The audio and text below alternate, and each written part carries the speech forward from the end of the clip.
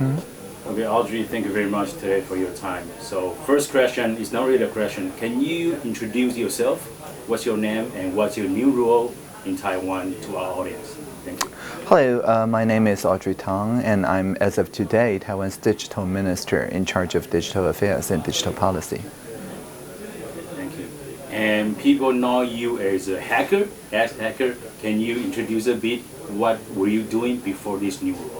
Certainly, a hacker is someone who invents new tools in light of new situations instead of use old tools to try to address ever-changing situations. So what I've been doing for the past 3 years is as a civic hacker.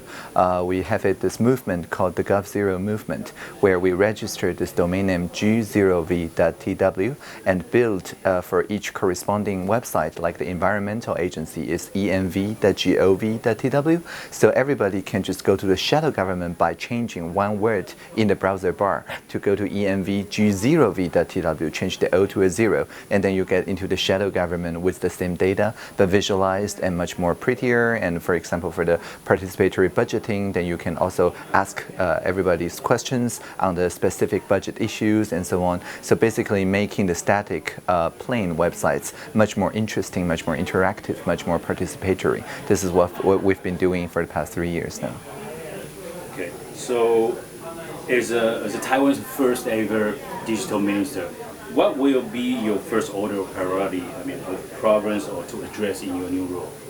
Right, to clarify, before me, there was a cyberspace minister in the previous administration, Jacqueline Tsai. And before Jacqueline Tsai, there was a ICT minister with very similar duties, Simon Zhang, when he first became a minister with that portfolio. So even though the brand name digital minister is new, it's not like I don't have predecessors or mentors. So to answer your question, the first thing I will do is that because I joined the administration before this appointment, before I was a committee member of the K-12 curriculum committee, where we try to make a new curriculum for the national education of the basic education for the first 12 years, and which will take effect about 2 years from now.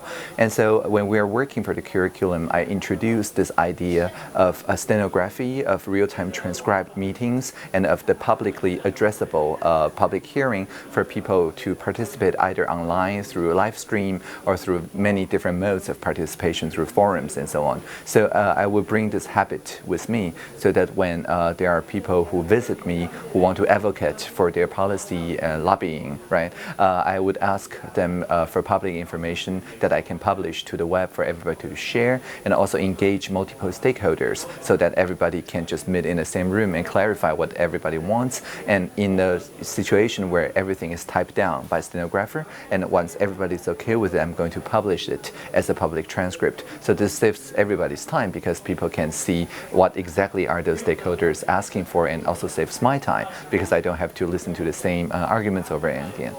You talk about a lot. You focus on open resources, open education. Everything should be transparent and absolutely open. So why is it so significant that Taiwan now has appointed a new digital minister?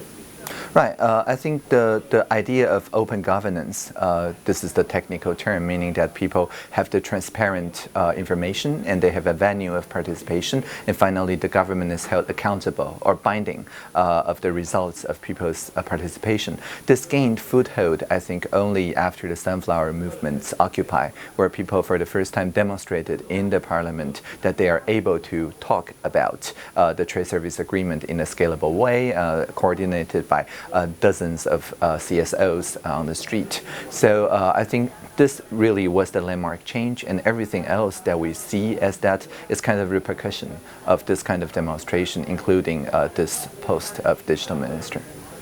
You use lots of latest technologies like VR, AR, live streaming, in occasion that you interact with people. Why?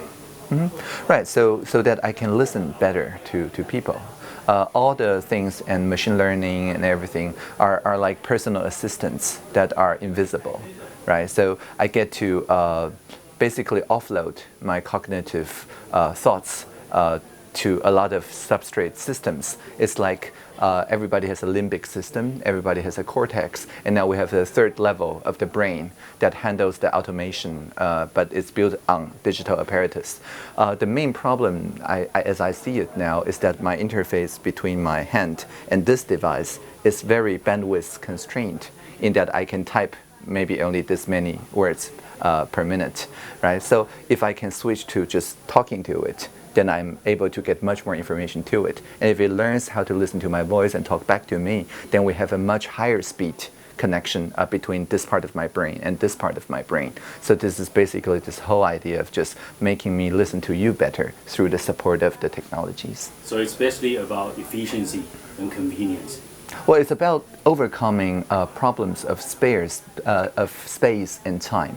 So when I say it's about overcoming issues in space and time, I mean if we're not in the same physical space, we can still talk in VR or in all sorts of different online digital spaces. Or if we're away in time, like when I was in Paris, we have 6 hours of time zone difference, but you can still pre-record or somehow just train my digital assistant what kind of answer you want to hear, and I can address that in an asynchronous way or to follow up later. So all this technologies uses basically try to get as close as possible this kind of real face-to-face interaction. Of course, we never totally recreate this kind of environment, but we can get very close to it. Okay, thank you.